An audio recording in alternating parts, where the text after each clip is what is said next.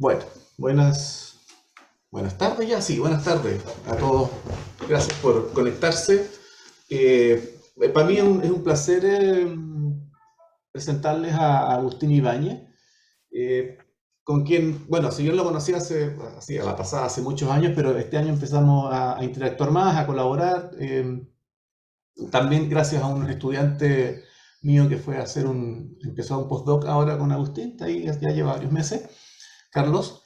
Y bueno, Agustín es un neurocientífico argentino, pero que ya se ha, bueno, semi radicado en Chile porque pasa aquí algunos meses y también otros meses en Irlanda, en Dublín.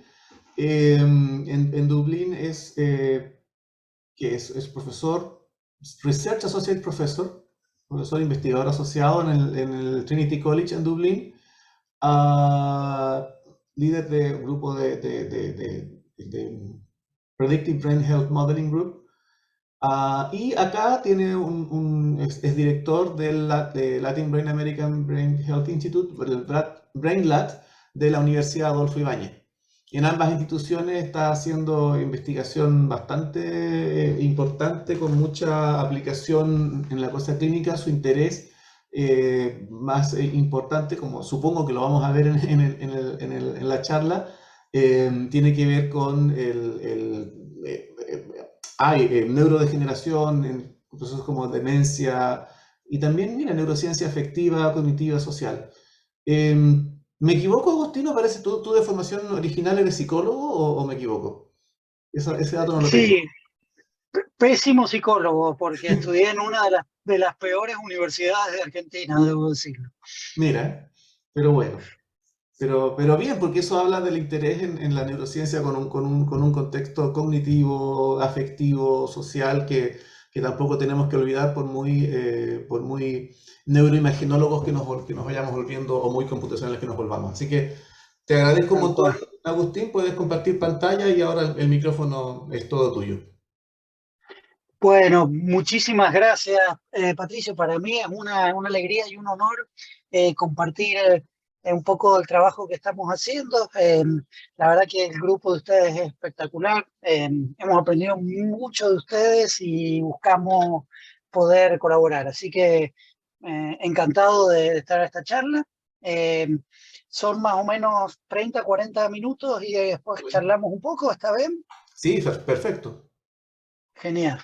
Bueno, yo les voy a conversar de Yo tengo un fuerte interés en la demencia, en las enfermedades neurodegenerativas, como dice Patricio, primero porque como neurocientífico me gusta mucho, pero también porque mi papá desarrolló una demencia terrible que fue muy duro para todos nosotros, para la familia, para él. Nunca estuvimos preparados y bueno, y eso me empujó también un poquito a moverme hacia allá. Un segundo nada más, muestro los disclosures y básicamente les voy a hablar de dos aspectos. Primero les voy a mostrar un poco lo que estamos haciendo a nivel regional, que es otra de las grandes motivaciones que yo tengo, que me imagino que muchos de ustedes compartirán. El hacer ciencia, ¿no es cierto?, en la periferia, en Latinoamérica, es muy difícil y por mucho tiempo casi que teníamos que esconder que éramos científicos latinoamericanos para que no nos rechazaran los papers. Eso todavía sigue pasando, pero hoy en día hay mucha conciencia de la necesidad de la diversidad y de estudiar eh, pacientes y participantes que no son los estereotípicos de Estados Unidos y de Europa, tanto en términos genéticos como cognitivos como de neuroimágenes. Y eso es una oportunidad muy fuerte para nosotros como región y nosotros hemos trabajado mucho para generar varias iniciativas y yo les voy a hablar de tres, de Laxity, FedLat y BrainLat. Y después les voy a mostrar un poco qué tipo de investigación hacemos, sobre todo en humanos, por una pata con aspectos neurocognitivos, eh, después cómo conectamos esto con cosas más básicas de biomarcadores o de genética, eh, después otras aproximaciones que estamos haciendo para tratar de escalar medidas con electroencefalografía de alta densidad, enfoques de modelamiento computacional y después tratar de entender por qué el estudio de la salud cerebral es importante más allá de la ciencia y los aportes que se pueden llegar a hacer junto con la tecnología, eh, los stakeholders de las personas que toman decisiones en las políticas públicas y cómo entender que la salud cerebral y mental es algo que excede por completo la salud ni nada más, ¿no? Entonces, Agustín, sí, disculpa, me preguntan, ¿te molesta si durante la presentación te interrumpen por alguna pregunta muy puntual y cosas así? para nada, Ya, perfecto. interrúmpanme todo lo que quieran, todo lo que quieran. Tratemos así que sean preguntas puntuales durante y después las conversaciones más globales y más de comentarios las dejamos para el final. Perfecto, perfecto. Bueno, toda esta historia regional empezó en Chile en el 2015. Nos juntamos 7 investigadores regionales, poco para llorar nuestras penas, para decir, che, qué mal que estamos, nadie colabora con nadie, no tenemos plata, no tenemos training, hay mucho sesgo para publicar, los mismos datos y los mandados de Estados Unidos versus Latinoamérica tienen un impacto muy diferente. Bueno, después de llorar y tomar unos buenos Carmener, dijimos tratemos de hacer algo juntos, ¿no? Y nos dimos cuenta que al fin y al cabo lo que, lo que son barreras se pueden transformar en oportunidades con mucho trabajo y mucho esfuerzo colaborativo. Por eso creamos el Consorcio Latinoamericano y del Caribe de la Demencia, o LACCD. Hoy en día somos más de 250 miembros, que incluyen ministros de salud o exministros, premios nacionales de ciencias de varios países, varios investigadores con reconocimientos mundiales y también gente que trabaja, por ejemplo, con población indígena y gente de Estados Unidos y Europa. Es un grupo muy diverso y lo que tratamos de hacer es identificar cuáles son las prioridades para la investigación y la intervención y la caracterización de la demencia y las enfermedades neurodegenerativas en Latinoamérica. Eh, hace ya casi 4 años creamos REDLAT, el Multipartner Consortium to Expand the Major Research in Latinoamérica, que es un subgrupo del LACCD que ha sido tremendamente exitoso en términos de obtención de fondos. A la fecha hemos obtenido ayer ganamos un muy grande, tenemos más de 16 millones de dólares invertidos en esta iniciativa y tenemos una investigación por delante para 5 años más por lo menos y esperamos continuarla. Y la pregunta que nos hacemos es, ¿cómo podemos entender las cosas que son únicas o características de los pacientes con demencia en Latinoamérica, ¿no? Y digamos, a simple vista hay 2 cosas muy importantes. Uno es la desigualdad. Latinoamérica es la región con mayor desigualdad del planeta, ¿no? O en otras palabras, la pobreza. El impacto de los determinantes sociales y el nivel socioeconómico, ¿no? Que estamos acostumbrados a pensarlos como cosas sociales, pero son cosas sociales que interaccionan brutalmente con mecanismos biológicos, a través de mecanismos de alostasis, a través de mecanismos epigenéticos. Y hoy conocemos muy bien, digamos, el impacto, o no muy bien, pero estamos empezando a entender el impacto ambiental a nivel biológico, ¿no? Y el otro aspecto importante que caracteriza a nuestra región es la diversidad genética.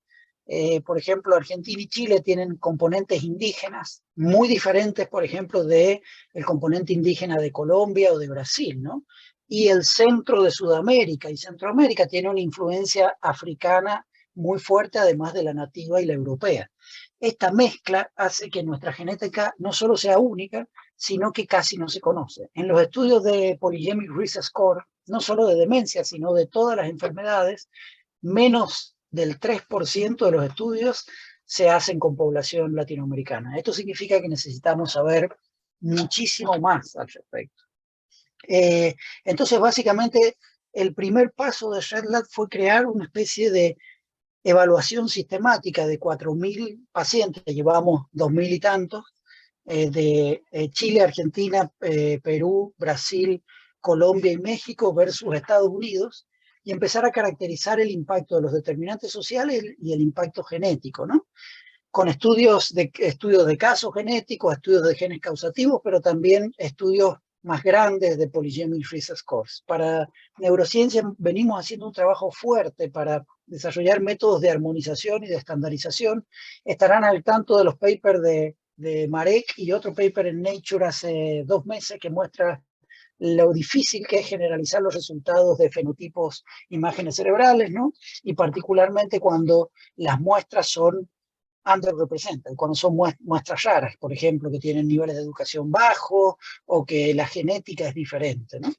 Entonces, para eso trabajamos mucho con métodos que nos permiten armonizar multimodal neuroimaging. Y el otro aspecto que nos interesa es evaluar la cognición.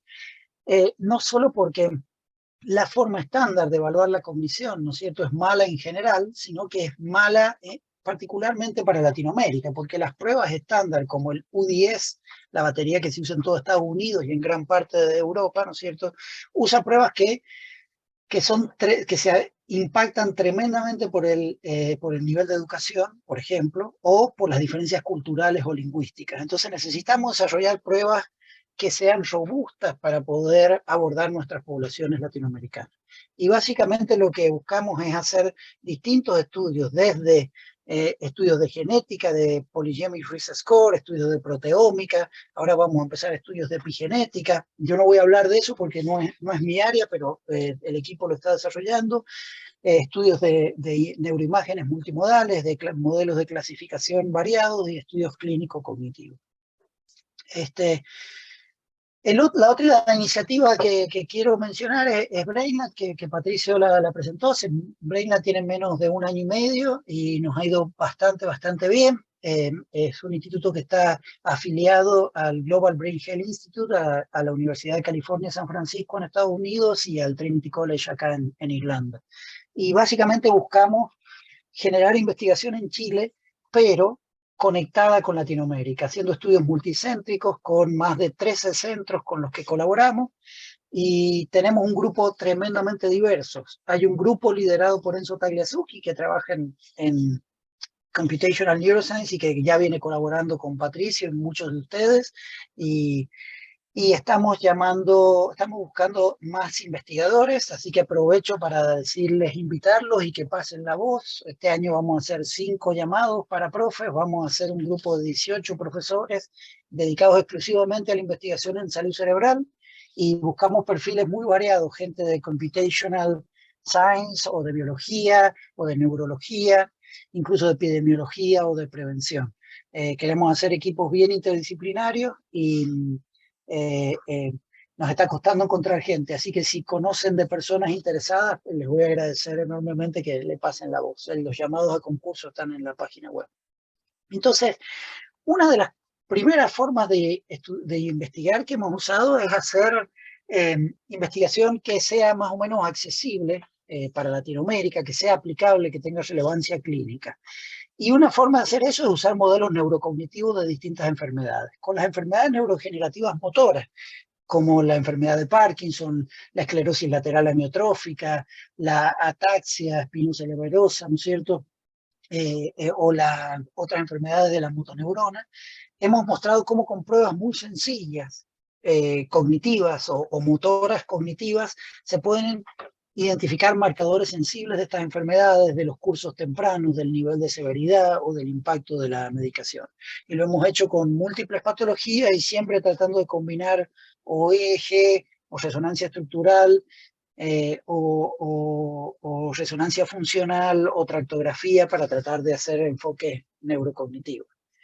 Algo parecido hemos hecho con el estudio de los fenómenos de cognición social. A mí me interesa mucho la empatía, la toma de decisiones sociales, la cooperación, las emociones morales, y lo hemos estudiado mucho en enfermedades neurodegenerativas, particularmente en la demencia frontotemporal, en un subtipo de la demencia frontotemporal que es como una especie de Phineas Gage. Para eso, para aquellos que hayan leído a Antonio Damasio y que conozcan este caso famoso, ¿no?, que de alguna forma es un cuadro que tiene preservados los aspectos clásicos que se afectan en la demencia de Alzheimer, por ejemplo, la memoria, la orientación espacial, la inteligencia en general, la atención, y tienen mucho más déficit en aspectos de cognición social, ¿no? Entonces es como una especie de laboratorio para estudiar la cognición social.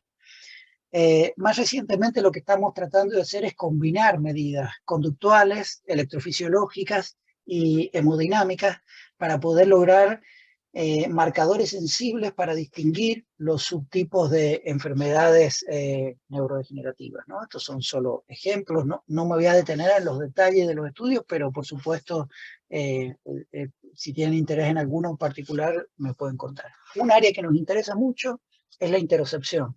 La interocepción es como la capacidad de sensar las señales corporales, ¿no?, particularmente los ritmos cardíacos, pero también las vísceras. Básicamente, ¿por qué? Porque la interocepción parece modular cosas como la regulación emocional, la atención, la capacidad de responder al estrés, y está involucrada no solo en mecanismos de enfermedades psiquiátricas, sino también particularmente en mecanismos de enfermedades neurológicas, que es mi principal interés. O sea, yo he estudiado la neurodegeneración en relación a la interocepción y hemos mostrado que está sistemáticamente afectada en enfermedades neurodegenerativas como el Parkinson, el Alzheimer, la demencia frontotemporal o la esclerosis múltiple, pero también en otras patologías neurológicas como los trastornos, los llamados trastornos funcionales o el stroke, ¿no es cierto?, u otras patologías. Así hemos mostrado con estos enfoques de nuevo, combinando conducta, EEG, resonancia magnética estructural y o funcional, que distintas dimensiones de la interocepción están afectados en distintos cuadros neurodegenerativos y a distintos niveles, ¿no? Hace poquito estamos avanzando una idea que consiste en conectar la interocepción con la alostasis. La alostasis básicamente es esta idea de que frente a las demandas ambientales, ¿no es cierto?, el organismo trata siempre de anticiparse a ellas de forma proactiva, ¿no?, en un clásico modelo de predictive coding, si ustedes quieren. El punto es que cuando las demandas ambientales son muy fuertes, uno empieza a generar mecanismos de estrés o mecanismos sobreadaptativos que generan cambios a nivel de biología molecular, a nivel de visceral, a nivel de sistema nervioso periférico y a nivel cerebral, ¿no? Entonces, a nosotros nos interesa conectar la interocepción, la regulación y el procesamiento de las señales internas, particularmente cardiológicas, con los procesamientos cognitivos y las enfermedades, ¿no? Entonces, por ejemplo, en un primer estudio mostramos que la capacidad de autorregular y de censar las señales corporales influye en la manera en la cual percibimos las emociones de los otros, y esto está selectivamente afectado en distintas enfermedades, pero particularmente en la demencia frontotemporal, con asociaciones específicas a nivel de estructura y conectividad cerebral en redes, ¿no? Y más recientemente desarrollamos el primer modelo de alostasis, donde básicamente proponemos que la sobrecarga alostática se puede desbalancear no solo por las demandas externas, ¿no es cierto?, sino por la desregulación interna, cuán bien o cuán mal nosotros regulamos nuestras respuestas frente a las demandas externas, ¿no? Y en la demencia frontotemporal, que particularmente se caracteriza por tener respuestas desadaptativas al entorno social y a las demandas ambientales, hemos encontrado que hay marcadores cardiocerebrales muy robustos que predicen la sintomatología, la anatomía y la conectividad de estas enfermedades que parecen estar asociados a alostasis. Ahora estamos trabajando en esta idea, ¿no? La idea es que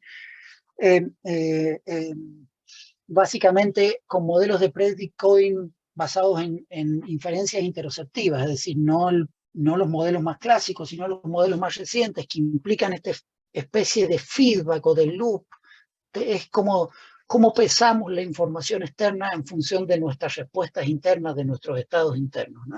Con esta forma, imagínense, para entender el concepto de allostatic interoceptive load, ¿no?, es básicamente cuando ustedes se levantan en la mañana, están dormidos, el ritmo cardíaco está bien planchado, su sistema de aerosol de activación está bajo, entonces entender el mundo exterior no es lo mismo que cuando uno se tomó un café, ¿no es cierto?, y ya pasó un buen rato. Los estados internos, y particularmente los estados corporales y cardiovasculares, influyen fuertemente en la modulación de las respuestas ambientales. Bueno, hace tiempo venimos mostrando que en una condición, en la demencia frontotemporal, hay mucha afectación autonómica y que uno puede traquear a nivel, por ejemplo, de biomarcadores clásicos, cardiovasculares, metabólicos, inflamatorios, de estrés o de neurodegeneración, ¿no es cierto? Muchos biomarcadores que están asociados a los TASI están afectados en la demencia frontotemporal, pero también están afectadas las respuestas adaptativas al entorno, también están afectadas las redes cerebrales específicas asociadas a alostasis y a interocepción, ¿no?, que son redes muy amplias, distribuidas, que involucran la amígdala, la ínsula, la corteza cingulada, ¿no?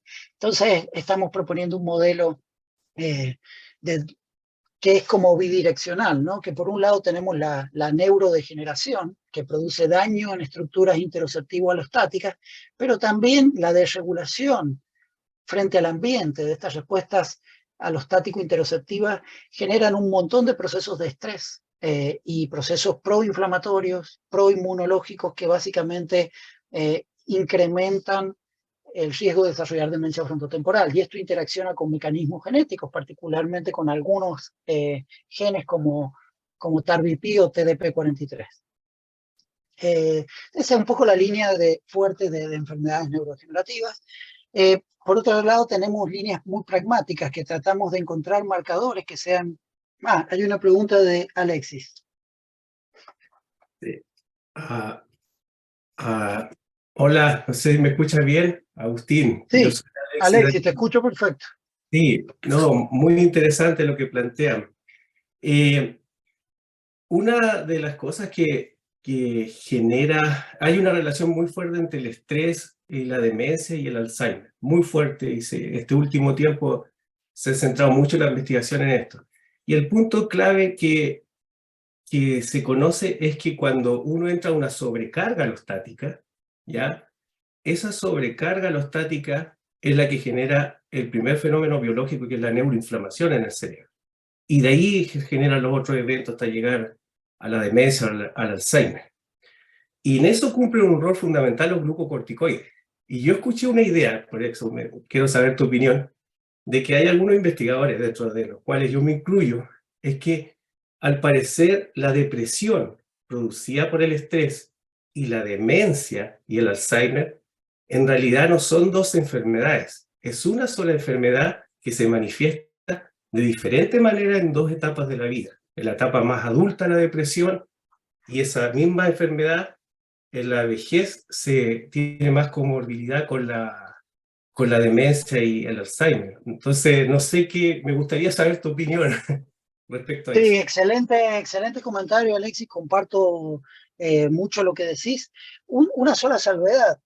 No existe algo unitario como depresión o como demencia. Si bien nosotros tendemos a pensarlo así, la heterogeneidad conductual, fisiológica, fisiopatológica, genética, epigenética de neurotransmisores, ¿no es cierto? O sea, durante 30 años soñamos con la hipótesis serotoninérgica de la depresión y hoy sabemos que es un fracaso total, ¿no es cierto? Entonces, hay una heterogeneidad brutal y tendemos a generar categorías porque son necesarias, que no sé, el sistema de salud, ¿no es cierto?, solamente te va a cubrir un medicamento si tenés el diagnóstico de depresión y otro tipo si tenés el de demencia, ¿no es cierto? Entonces hay necesidades pragmáticas, pero creo que las neurociencias multimodales están mostrando que tenemos modelos muchísimo más dimensionales, transnosológicos, y a su vez que hay mucho más heterogeneidad. Entonces, es importante entender que, por ejemplo, hay casos donde claramente uno puede ver que la depresión es una consecuencia de la demencia. Hay otros casos al revés, donde se ve claramente que la depresión tiene un factor sui generis, no solo primario en el tiempo, sino fisiopatológico y después influye en la demencia. Después hay casos de demencia que no tienen depresión y casos de depresión que no tienen demencia. Eso no significa que no están tremendamente entrelazados. Como muy bien vos dijiste, los mecanismos alostáticos, que no son solo inflamatorios, uno de los más importantes es inflamatorio, pero también son inmunológicos, ¿no es cierto? También están asociados a un mecanismo de microbiota y a través de ellos, ¿no es cierto?, de inflamación. Tienen impacto en múltiples enfermedades, pero incluso, viste, cuando tendemos a pensar que las enfermedades psiquiátricas no son la demencia, y eso es así en ciertos casos. Hoy conocemos en la esquizofrenia, por ejemplo, mecanismos fisiopatológicos que están involucrados en ciertos tipos de demencia frontotemporal, digamos. Entonces, sí, comparto plenamente. Lo que sí creo que hay que entender es que no existe son procesos a los cuales llamamos demencia y hay mucha heterogeneidad. Lo mismo para la depresión. Gracias. Después al final voy a hacer otra pregunta. Excelente, muchas gracias. Entonces, otra de las cosas que nos interesa es más pragmática, es decir, ¿cómo podemos hacer para generar estudios regionales, multicéntricos, armonizados, que nos permitan caracterizar la demencia sin usar biomarcadores que son carísimos? Por ejemplo, hoy en día los biomarcadores estándar son, ¿no es cierto?, las proteinopatías a través de la tomografía por emisión de positrones. Menos del 1% de los pacientes en Latinoamérica tiene acceso a esta tecnología.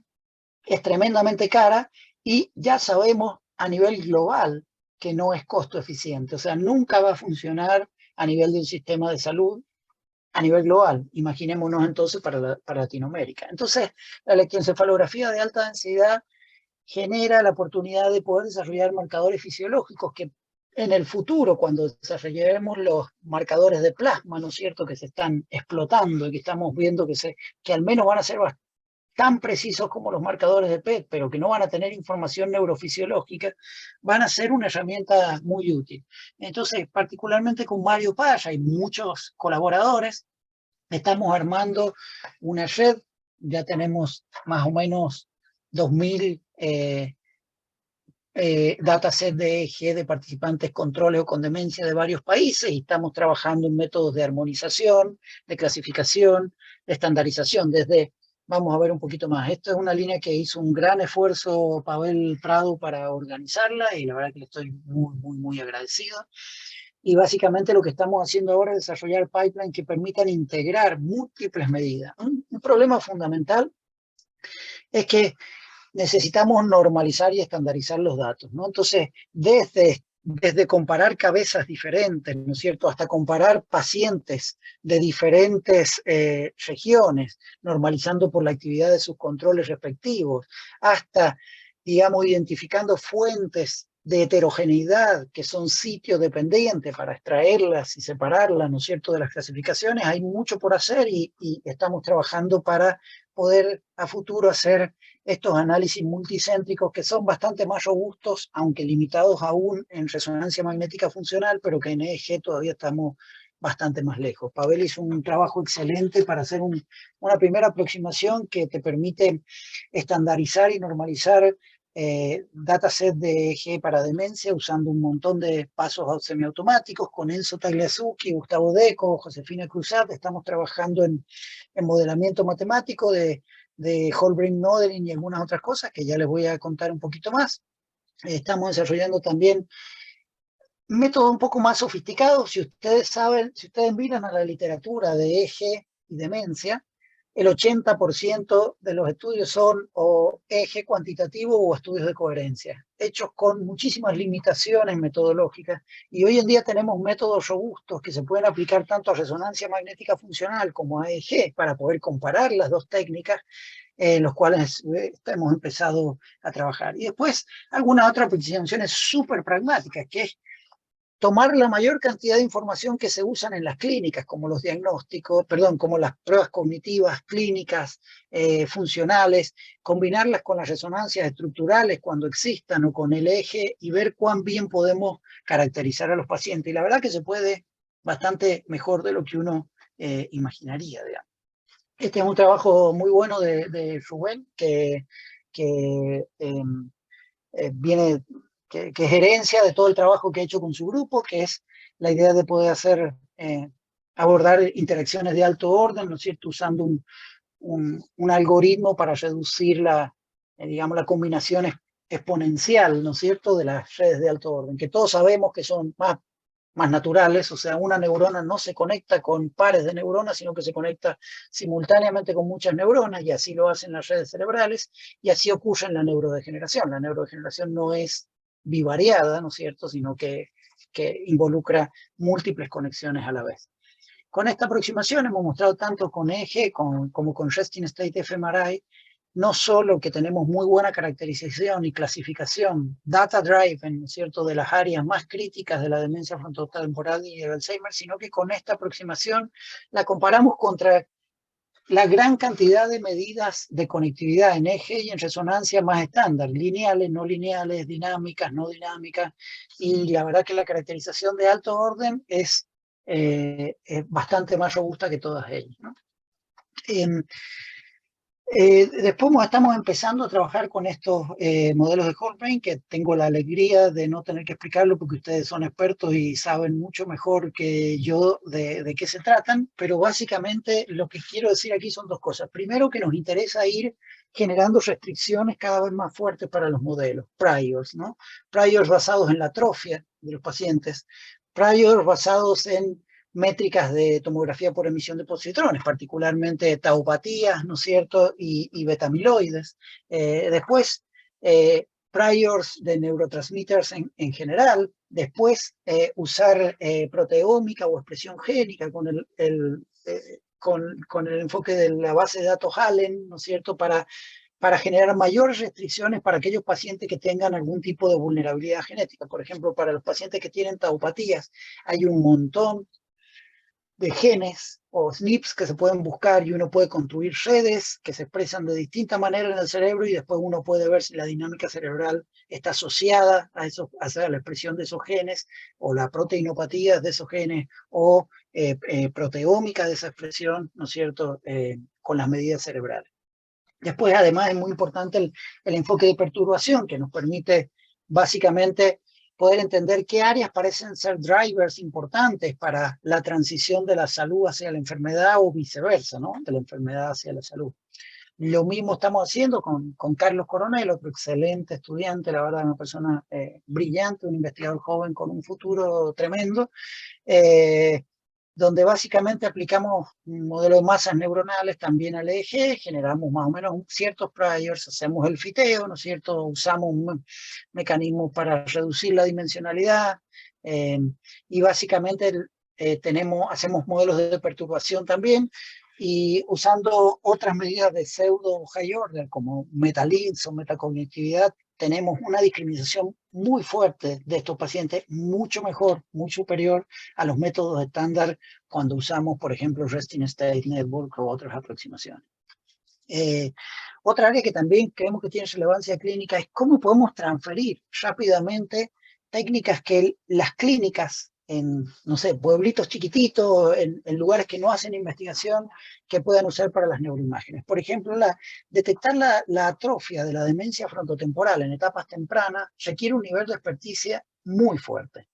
Entonces, con Sebastián Muguiner, básicamente estamos usando visión artificial, mirando píxel por píxel y luego metiendo esa información a redes neuronales como DenseNet, para ver si podemos aprender los patrones sin ningún tipo de procesamiento, es decir, sin ningún tipo, ni siquiera separando sustancia gris ni de sustancia blanca, haciendo nada, básicamente usando DICOM o NIFTY, ¿no? Y la verdad que nos va muy bien. Tenemos una accuracy altísimo para distinguir AD, FTD y controles, pero más interesante, usando occlusion sensitivity, que es como ir apagando cada uno de los píxeles, ¿no es cierto?, y viendo cuándo mejora o empeora el clasificador, uno puede inferir de dónde está la información relevante que el clasificador está usando. Y hemos encontrado que son áreas críticas, fisiopatológicas para Alzheimer o para DFT las que se están usando, aunque esto es absolutamente data driven, ¿no? También nos interesa hacer clasificación de multiclase, ¿no?, porque eso es importante para la clínica. Normalmente lo que nosotros hacemos cuando hacemos clasificaciones de pacientes, que comparamos los pacientes contra los controles, o un tipo de paciente contra otro tipo de paciente, ¿no? En la clínica esto es mucho más complejo. Uno básicamente tiene que distinguir una patología de múltiples otras patologías. El caso de la demencia frontotemporal es interesante porque tiene 6 variantes diferentes, que son bastante parecidas, que comparten regiones de atrofia, muchas de ellas comparten mecanismos genéticos similares. Entonces nosotros comparamos los distintos subtipos de cada uno de cada una de las variantes de la demencia frontotemporal contra todas las otras y contra los controles, usando conectividad estructural y conectividad funcional, ¿no?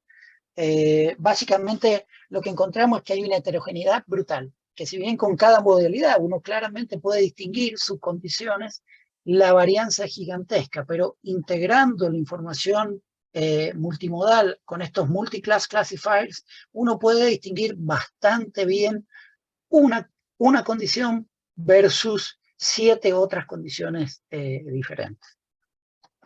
Y otra forma de poder usar métodos computacionales que sean accesibles, escalables y que se puedan implementar en Latinoamérica es hacer Natural Speech Analysis, ¿no? Con básicamente registros de 1 minuto de habla espontánea o de 3, 4 minutos, uno transcribe la información, o puede usar la información auditiva de articulación, de prosodia, pero después puede usar toda la información fonémica, lexical, morfosintáctica, ¿no es cierto?, o incluso la estructuración de componentes a lo largo de una oración o de un párrafo, y entonces uno puede crear como una especie de unidad de multifuture por cada palabra. Cada palabra va a tener un nivel de frecuencia, de probabilidad, de concretud, de asociación o no asociación con su palabra vecina, de conectividad con las otras, etcétera, ¿no? Y con eso uno puede hacer clasificadores. Y bueno, antes de ayer nos ganamos un proyecto muy grande para poder aplicar estas tecnologías en RedLab, así que estamos muy contentos. Vamos a poder conseguir miles de sujetos, los vamos a poder cruzar con datos clínicos, cognitivos, de neuroimágenes y genética. Y otra cosa que a mí me interesa mucho, como para cada vez más me alejo de lo que me quedó alguna vez de psicólogo, pero que me interesa mucho, es qué es lo que entendemos por cognición, ¿no? Básicamente, desde la filosofía de la ciencia, del Círculo de Viena, a la cibernética, a la revolución cognitiva, incluso a la neurociencia cognitiva actual, incluso los enfoques de embodied cognition, de radical embodiment, de enacción, de social neuroscience, todos tendemos a pensar que la cognición es un conjunto de elementos, ¿no? Entonces hay atención, hay memoria, hay toma de decisiones, hay reconocimiento emocional. Cada vez más hay evidencia de que esta aproximación es bastante mala. Primero porque en el laboratorio estudiamos estas propiedades como si fueran entidades únicas, ¿no? Entonces estudiamos la atención o la toma de decisiones. Con suerte estudiamos la combinación, desde, por ejemplo, atención y memoria o atención y emociones. Pero en la vida real, en el Cognition in the Wild, esto nunca es así. Por ejemplo, yo ahora estoy hablando, ¿no es cierto? Estoy usando lenguaje, memoria, interocepción, reconocimiento visual, reconocimiento facial, funciones ejecutivas. Todo este blending es simultáneo, es sinergético, es espontáneo, y no lo conocemos, no lo podemos estudiar. Solamente existe fuera del laboratorio. Entonces, creo que hay que desarrollar varios mecanismos. Primero que nada, conectar la cognición domesticada del laboratorio con medidas de la cognición en la vida cotidiana, ¿no? Pero también entender un poquito esto que hablábamos hace un ratito atrás, ¿no? Que tenemos que entender que las enfermedades cerebrales son mucho más dimensionales que las que creemos, y que no existe una enfermedad, por ejemplo, el autismo. Uno dice, no, pero el autismo tiene déficit solo de reconocimiento emocional o aspectos sociales. No es así en absoluto. Tienen déficit desde déficit o exacerbaciones sensoriales, atencionales, motoras, y esto además con una heterogeneidad brutal. Entonces tenemos que tratar de entender que los mecanismos cognitivos no son discretos y requieren explicaciones sinérgicas. Y ahí están los dos cambios metodológicos y teóricos, ¿no? Trabajos que Gustavo Deco, Andrea Lupi y muchos otros están haciendo, tratando de entender que el cerebro ni siquiera es una orquesta, ¿no? Porque si dijéramos que el cerebro es una orquesta, asumiríamos que hay instrumentos separados. El cerebro es una especie de orquesta muy particular, en la cual una flauta puede ser una guitarra puede ser un tambor, es decir, ciertas áreas. Cada área se involucra en múltiples procesos cognitivos, y cada proceso cognitivo no depende exclusivamente nunca de una sola área, ¿no? Entonces debemos generar realmente modelos para entender la sinergética, el blending, esta no segregación de procesos cognitivos que nos cuesta mucho entender. Creo que necesitamos grandes cambios para los próximos 20, 30 años para poder abordar esto. Para ir cerrando, y creo que me he demorado un poco más de lo que pensaba, creo que es también importante entender que como científicos podemos desarrollar enfoques más regionales. Hemos trabajado mucho para generar consorcios para brindar recomendaciones, por ejemplo, del COVID y la demencia, que recién nos estamos empezando a dar cuenta del impacto que va a tener en la demencia el COVID, y en los próximos 5 o 6 años, por lo menos lo que empiezan a salir los primeros estudios a nivel internacional es tremendo. Nosotros tratamos tempranamente de generar conciencia de eso. Propusimos un plan regional para abordar la demencia, porque la demencia en Latinoamérica está creciendo de forma exponencial, no exponencial, en forma gigantesca. Va a crecer entre el 100 y el 200% de aquí al 2050. Los sistemas de salud y de desarrollo están lejos de estar preparados. Solo en Chile, entre el 60 y el 90% de las personas que tienen o van a tener demencia no van a tener un diagnóstico, ¿no? Entonces, nos interesa también generar estas medidas. Por ejemplo, en este trabajo poblacional mostramos que los impactos socioeconómicos son mucho más fuertes que las enfermedades cardiometabólicas para el riesgo del envejecimiento patológico, algo que no ocurre en los países de alto desarrollo, donde el componente cardiometabólico es mucho más crítico, ¿no? O, por ejemplo, que tu nivel socioeconómico no solo impacta tu cognición, sino tus habilidades socioemocionales, particularmente en el envejecimiento, ¿no? Esto es importante para nuestra región y para poder entender que las desigualdades socioeconómicas terminan siendo desigualdades cognitivas, desigualdades cerebrales y desigualdades que no solamente tienen un impacto hoy, sino mañana y también a nivel intergeneracional. También hemos tratado de generar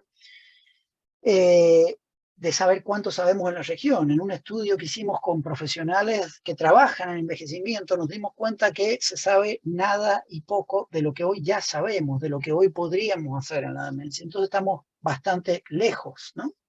Y también que hay pequeñas cositas que se pueden hacer. Por ejemplo, en el plan regional que publicamos hace un par de años, mostramos que el diagnóstico es uno de los problemas cruciales, ¿no? Como le decía, en Chile, entre el 60 y 90% de los pacientes no tienen chance de tener un diagnóstico. Entonces, una cosa muy chiquita que vamos a hacer, pero es trabajar con una app que las personas juegan juegos cognitivos, se le toman además, se evalúan su factor de riesgo y sus determinantes sociales y su nivel socioeconómico, y se trata de establecer una probabilidad de que estos sujetos desarrollen déficit cognitivo y a futuro demencia, ¿no? Estamos empezando con este proyecto, pero es un ejemplo de cómo cosas bastante sencillitas que tenemos en el laboratorio, eventualmente, no con certeza, pero eventualmente pueden generar cambios importantes. También estamos tratando de llevar los EEG portátiles, nos está costando porque no son asequibles, pero esperamos hacerlo pronto, particularmente con Cumulus, que es una empresa de Cambridge que está aquí ahora en Irlanda. Y también nos interesa educar en salud cerebral. Para eso es que vamos a generar un fellowship, no necesariamente para investigadores, sino para personas que quieran generar impacto, que quieran hacer cambios para mejorar la vida de las personas envejecidas y de las personas que padecen demencia, ¿no? Y este fellowship va a estar afiliado al Global Brain Health Institute, va a tener una certificación de UCSF y Trinity, y esperamos lanzarlo en el 2024. Esperamos el año que viene lanzar el doctorado en salud cerebral, y estamos trabajando con 6 universidades europeas y varias latinoamericanas para hacer esta European Latin American Brain Health Academy, o ELVA, que es un proyecto que quiere generar cursos abiertos sobre salud cerebral para Chile y para la región. Y el último punto que quiero marcar es tratar de entender que la salud cerebral no es un problema de salud, es un problema de futuro, es un problema de inversión, es un problema de economía, es un problema de educación. Esto para mí es súper importante porque creo que la riqueza de un país no se mide por cuánta tierra tiene o por cuánta tecnología o conocimiento desarrolla, sino por su capital humano, por su capacidad de tener personas sanas, personas resilientes, personas que se puedan desarrollar. Y esto no solo es importante para la salud o la investigación en neurociencia, es importante para las compañías. Las compañías debiesen ser las primeras en invertir en la salud mental y cerebral de sus trabajadores, ¿no? Bueno, estamos muy lejos de eso, pero creo que hay que moverse hacia allá. Eso es todo. Perdón que fui muy rápido, pero quería cortar para que podamos charlar un poco si tienen preguntas. Muchas gracias, Agustín. Excelente presentación, muy interesante. Yo no sé si hay preguntas, estoy seguro que va a haber miles de preguntas. Mira, Juan Carlos, al tiro saltó muy bien. Adelante. Sí. Oye, Agustín, encantado de conocerte. Ya había leído varios trabajos muy bonitos. Impresionante todas las mediciones que puedes hacer. Y bueno, yo lo resumo como que puedes diagnosticar muy bien ahora comparado con lo que se hacía, y vas a ir mejorando todavía el diagnóstico porque vas viendo con gran fineza las diferencias funcionales o de conectividad de neuronas y de circuitos, qué sé yo. Y mi pregunta, porque nosotros estamos interesados en esto, así como tú nos invitas a participar, también te invitamos a participar en nuestro centro, porque nos interesa de otra forma el mismo problema, ¿ya? A nosotros nos interesa de dónde parte el problema, ¿ya? no las causas, no las consecuencias que tiene el problema. Y creo que podríamos hacer una alianza muy poderosa. Nosotros ya nos ha preocupado mucho entender dónde nace el primer cambio celular, el cambio molecular, y tenemos ya incluso algunas identidades moleculares que nos han mostrado grandes sorpresas, ¿ya? De que hay fenómenos que se revierten y hay unos que no se revierten. Entonces, pero sí se pueden prevenir. Entonces, creo que quisiera que nos pongamos más en contacto y consideren nuestra invitación también. Pero la pregunta es, toda esta tecnología maravillosa que nos mostraste, ¿se puede aplicar en modelos animales? Porque lo veo en humanos, ¿no? Sí, bueno, empiezo por la primera, que sí, me interesa muchísimo, y de hecho justo la semana pasada nos juntamos con Patricio, varios colegas y con Wael, quedamos de hacer un mediodía de reunión que no va a ser nada fácil por las agendas, por los eventos que se vienen, pero la idea es poder justamente tener una especie de overview de los distintos trabajos que su grupo está desarrollando para que evaluemos colaboraciones. Nosotros estamos, te diría que estamos desesperados por buscar más colaboraciones porque en nuestro ámbito particular, en nuestra universidad, solo colaboramos con ingeniería y bueno, trabajamos en psicología, pero nos falta mucho más colaboración computacional y básica, digamos. Así que estamos súper interesados. Respecto a lo segundo, hay muchísimo por hacer. Desde IP cells, ¿no es cierto?, en animales versus humanos, estamos haciendo muchísimo, entonces uno puede, no sé, crear neuronas de mutaciones, de humanos, de animales, compararlas, hacer, en Chile, como ustedes bien saben, existe uno de los únicos roedores que desarrolla demencia de forma natural, que es el Octodon degus, ¿no es cierto?, y ahí hay un mundo para abordar, estudios de conectividad estructural y funcional, y poder además combinar mecanismos, ¿no es cierto?, causativos con modelos animales para entender dinámicas globales, o el mismo modelamiento de whole brain model, ¿no es cierto?, es súper potente. O sea, si tuviésemos datos comparables, hay muchísimo para hacer. Después en epigenética, en biología molecular hay un mundo entero para hacer, en posibles marcadores artificiales de biomarkers, ¿no es cierto?, que es un área fuerte en animales y que se va a empezar a desarrollar en humanos, también hay. Después en todo lo que es data science, ¿no es cierto?, creo que hay muchísimas cosas, y poder reportar trabajo que combinen estudios animales con estudios en humanos es simplemente un lujo. Bueno, ya, pues quedamos pendientes entonces. Ojalá que pueda participar en esta reunión. Sí, Muchas gracias. lo organizamos entre varios. Muchísimas gracias por tu presentación. Encantado. Alexis, tu segunda pregunta. O tercera. No, cedo mi puesto a Andrea o Diego, que no han participado. Y si no hay tiempo después para preguntar, obviamente, Ya, pues. en el futuro la puedo hacer. Hagámoslo por orden de llegada nomás, Diego.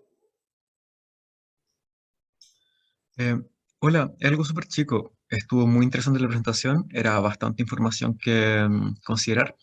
En una de las diapos tenías el efecto termodinámico de la irreversibilidad en el cerebro, en demencia, en envejecimiento, y me da mucha curiosidad si podrías como hablar un poquito más de eso. Claro, gracias Diego por la pregunta. Sí, básicamente este es el modelo. Originariamente quién lo desarrolló no lo sé, pero nosotros lo tomamos del un trabajo con Gustavo Deco y con Josefina Cruzat, que es chilena, creo que la deben conocer algunos de ustedes, volvió a Chile hace poquito y está haciendo cosas con nosotros. Y la aproximación es bastante simple, es tomar una serie temporal, ¿no es cierto?, e invertirla y ver cuán reversible o irreversible es. Eso es gruesamente, pero eso lo podés hacer a nivel de eje, por ejemplo, y puedes descomponer las distintas bandas de frecuencia, ¿no es cierto?, y lo puedes ver en las distintas bandas de frecuencia. Nosotros lo hicimos además estimándolas en fuente, o lo podés hacer con la resonancia magnética funcional, que también lo hicimos con la resonancia magnética funcional, con la señal Volt, ¿no es cierto? Entonces, hicimos eso, un trabajo muy lindo, ahora lo reenviamos y nos pidieron una replicación con otra base de datos que la hicimos con ADNI, y salió, ADNI es una base de datos de demencia internacional, salió muy bien, mucho gusto. Y una cosa interesante es que comparamos digamos, la robustez de la pérdida de irreversibilidad dinámica, ¿no es cierto?, en Alzheimer, como un marcador para distinguirlo de los sujetos controles versus pruebas estándar, por ejemplo, pruebas cognitivas, que están hechas para distinguir a esos pacientes, ¿no? O sea, que son ultra sensibles para distinguir pacientes, versus la conectividad funcional del EEG o de la resonancia, las Resting State Networks, o incluso la combinación de todas ellas, y las medidas de irreversibilidad son las más robustas, ¿no? Entonces, además, tienen información que las otras medidas no tienen. Entonces, creo que es un ejemplo, ¿no? De cómo uno puede usar múltiples aproximaciones existentes para tratar de mejorar la caracterización de algunas enfermedades. Muchas gracias. Andrea. Gracias, Agustín. Realmente quedé súper impresionada con tu charla. Yo que tengo una pregunta de mi propia deformación, y es que nosotros sabemos ya que todo lo que tiene que ver con el sistema nervioso y las enfermedades neurodegenerativas está fuertemente impactado por el repertorio de microbios que las personas tienen en su intestino. Entonces, y esto también está influenciado por el estrés y la dieta de cada cual. Y como tú estás interesado en fenómenos regionales que tienen que ver con lugares específicos y con condiciones particulares genéticas, etcétera, te quería preguntar si ustedes quieren, tienen algún interés en sumar esta variable al análisis. Porque yo pienso que, bueno, podría adicionar y también arrojar muchísima información que, como tú dices, está perdida en esta zona, porque inclusive el microbioma humano, que le llaman, o el microbioma intestinal, está fuertemente orientado hacia individuos del hemisferio norte. Entonces nosotros estamos en un hoyo de insuficiencia acá. Esa es mi pregunta. Muchísimas gracias de nuevo. Andrea, excelente pregunta, sí, nos súper interesa. De hecho, en un grant que no nos salió, habíamos pedido budget para hacer microbioma en los distintos sitios de RedLab, pero ahora que tenemos otro grant es muy probable que lo hagamos, ¿no? Creo que es un área súper importante. No sé si conocen el estudio, se hizo acá en Trinity, en Nature Aging o Nature Medicine, no me acuerdo, que básicamente se usan las heces de ratas más jóvenes en ratas más envejecidas y hay cambios conductuales y cambios fisiopatológicos súper interesantes, ¿no? Ahora, creo que el gran desafío es que el microbioma es una medida tremendamente contexto dependiente. Es si estás estresado, no estás estresado, si dormiste bien, si dormiste mal, qué agua tomás, cómo cambia la comida. Todo eso, ¿no es cierto?, influye en la medición. Entonces, ese sí que es un problema y para eso creo que la mejor forma es hacer dos cosas. Primero, tratar de desarrollar cuestionarios bien precisos para preguntarle a las personas cuando tomaron la muestra, ¿no es cierto?, información de los días previos, que no sé si ustedes trabajan en eso, pero por lo menos Felipe Kub está trabajando en eso para poder, Felipe Kurt, perdón, está trabajando en eso para poder capturar esa heterogeneidad. Porque si no capturamos esa heterogeneidad, ¿no es cierto?, va a ser difícil. Y lo único que te puedo decir es que hicimos un estudio ultra preliminar con, no sé, 20 sujetos que teníamos y encontramos unas especies encontramos dos cosas. Especies de bacterias que solamente estaban en los pacientes y no en los controles, y otras que estaban reducidas en los pacientes y que estaban mucho más en los controles. Es un estudio que no podemos concluir nada porque era un sample size muy chiquitito y queremos seguir juntando muestras, pero estamos pero súper interesados. Si a ustedes les interesa, nosotros, por lo menos en Chile, les podemos pedirle muestras a los pacientes y después nosotros reclutamos en 13 centros en Latinoamérica. El problema es el envío de las muestras, digamos, pero podríamos pensar, si es un área que les interesa, pues a nosotros nos interesa muchísimo en algún grant para poder generar poder obtener muestras. Digamos. Sí, a nosotros nos interesa. Excelente. Harto para conversar después. Parece que hay tiempo para tu pregunta, Alexis. Sí. No, mi pregunta es un poco general. Mientras daba la presentación, Agustín, se me ocurrió una idea. Ya. Bueno, yo estoy convencido que para entender por qué se enferma una persona hay que entender a los que no se enferman en esa misma condición. Es el camino más viable para entender un fenómeno, especialmente en el cerebro. Entonces, el gran problema de Latinoamérica y Centroamérica, el problema de nosotros es la pobreza, la desigualdad, como lo dijiste. Entonces, yo pensaba en que los estudios de EEG que se hacen en Latinoamérica se hacen entre sujetos que tienen una enfermedad, lo que sea, que esté estudiando demencia, con sujetos controles. Entonces se me ocurrió que lo más interesante de esos estudios son los sujetos controles de Latinoamérica, porque en las mismas condiciones de pobreza, de desigualdad y ambiente no se enferman. Entonces pensaba en comparar los controles de los estudios hechos en Latinoamérica, en Centroamérica, con los estudios que se hacen en Europa de EEG.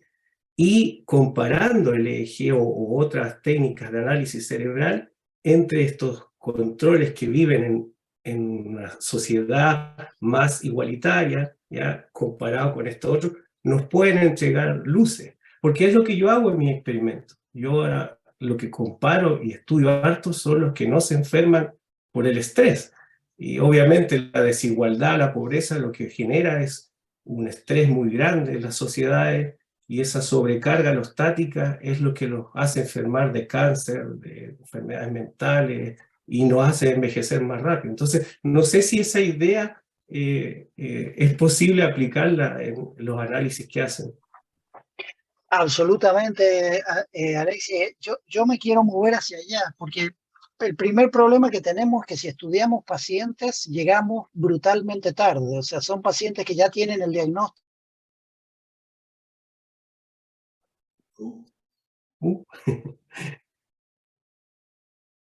Se cumplió la onda.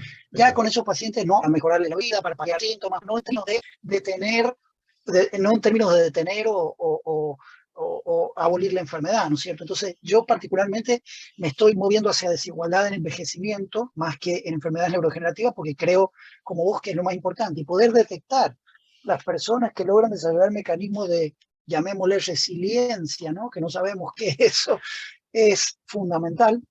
Hay estudios, pero muy pocos. Y hay lo que yo te puedo decir, por ejemplo, vos mirás la atrofia de los pacientes indios que no tienen demencia y tienen una atrofia que si vos decís que es un paciente de Estados Unidos, estás seguro que tiene demencia, digamos, ¿no? Entonces, algo pasa, que tienen mecanismos resilientes, ¿no es cierto?, que hacen que, o no sé si conocen estos estudios famosos de unas monjitas que vivieron en un contexto como muy protegido durante mucho tiempo, donaron su cerebro, claro, y había un montón de monjas que eran súper funcionales y tenían cerebros con un nivel de atrofia y de depositación, ¿no es cierto?, de amiloide y taupatía brutal. Entonces, entender eso resulta fundamental. Nosotros estamos empezando hacia allá y todos los datos de controles que tenemos están a disposición si vos o alguien de tu equipo o alguien quiere explorar algo por ahí. No, gracias por saber que igual se puede estudiar eso a escala más del cerebro humano, ¿ya? O sea, la resiliencia al estrés es básicamente la alostasis, es la capacidad de adaptarse rápidamente a la adversidad. Lo que pasa es que se define de una manera en la psicología, en la psiquiatría, en otros lados no les gusta el concepto de la resiliencia, pero es ¿por qué perdemos la alostasis en condiciones adversas brutales como la pobreza en Latinoamérica? Y claro, ahí lo que uno busca, por ejemplo, yo trabajo más con animales, pero me muevo un poco a la parte humana a veces, es buscar esos marcadores de la resiliencia entre los que no se enferman. Entonces, ese es como el camino que veo. Pero gracias. Súper interesante, y me encantaría, si hacemos esta reunión que estamos planeando, si pudieras presentar un poquito de cómo lo haces, cómo lo abordás, para pensar analogías en humano que después podamos desarrollar. Claro, hay ideas que tengo para trabajar en modelos animales y, claro, puede ser que sean aplicables al modelo humano de registro cerebral y eso. Así que, no, encantado. Gracias. Excelente. Bien. Estamos como en la hora. Súper bien. Oye, te agradezco nuevamente, Agustín. Súper interesante el seminario. Veo que supe que iba a generar interés. Hay hartos temas ahí transversales que conversar. Bueno, nosotros ya tenemos los nuestros más computacionales. Que iremos conversando en el futuro. Así que, si no hay más comentarios, estamos. Y te agradezco. Bueno, muchísimas gracias. Encantado, la verdad, un gusto y quedo atento para que nos reunamos y la sigamos. Muchísimas gracias. Se viene un mes medio complicado, pero después ya seguiremos. Listo. Gracias a todos por asistir. Gracias, Agustín. Gracias por Un conectar. abrazo, hasta luego. Hasta luego.